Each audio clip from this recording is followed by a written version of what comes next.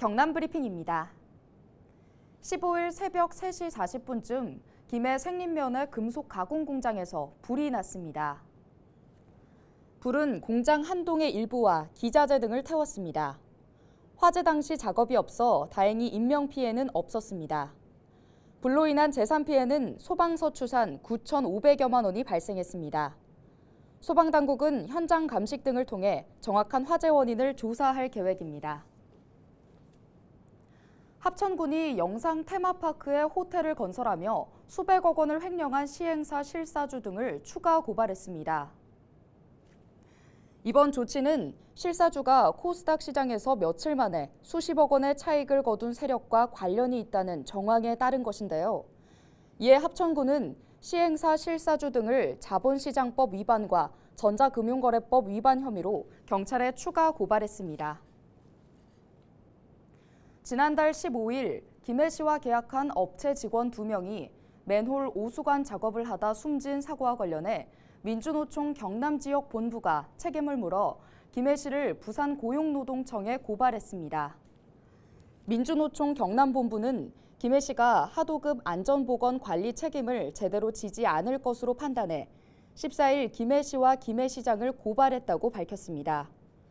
부산고용노동청은 이 사건에 대해 중대재해처벌법 적용 여부를 검토하고 있습니다.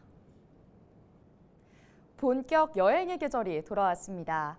코로나19 위기 단계가 경계로 하향하면서 다시 뛰는 대한민국을 위해 정부는 다양한 정책을 시행하고 있는데요. 그중 하나로 이번 6월을 여행 가는 달로 지정해 국민의 여행 편의와 관광 활성화를 통해 내수 경제를 끌어올리겠다고 밝혔습니다. 어떤 내용인지 영상으로 준비했습니다.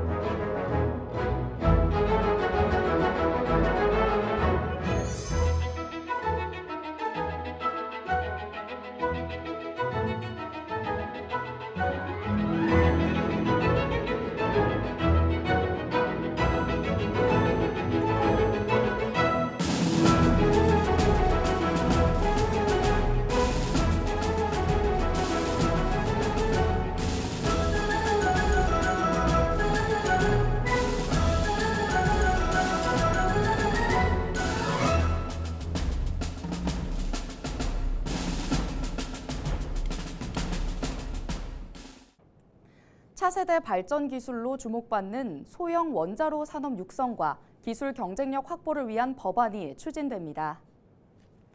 국민의힘 김영선 의원은 소형 원자로 개념을 법령으로 구체화하고 연구 개발 등을 담당하는 전담 기관을 설치하는 원자력진흥법 개정안을 대표 발의했는데요.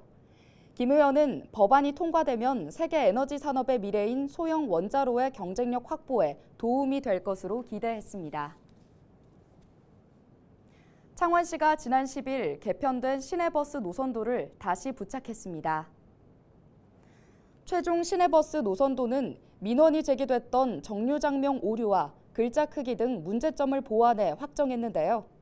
문제가 됐던 노선도의 글자 크기는 임시 노선도보다 2포인트 확대했습니다.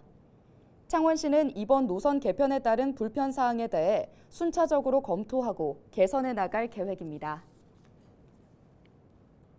경남경찰청 직장협의회는 14일 법무법인 YK와 법률 업무 협력을 위한 협약을 체결했습니다. 이번 협약으로 YK는 공무 수행 중 부당하게 피소당하는 등 법률적 어려움에 처한 경남경찰청 직원들에 대한 법률 자문을 담당하게 됩니다. 김해시가 15일부터 다음 달 21일까지 지난해 기준 광업 제조업 조사를 진행합니다. 대상은 직원이 10명 이상인 업체 2천여 곳으로 조직 형태와 연간 매출액, 영업비용 등 13개 항목을 확인하게 됩니다. 조사는 방문 면접과 인터넷 전화 등으로 진행되고 조사 결과는 경제정책과 산업연구의 기초 자료로 활용됩니다. 오늘 준비한 소식은 여기까지입니다. 지금까지 경남브리핑이었습니다.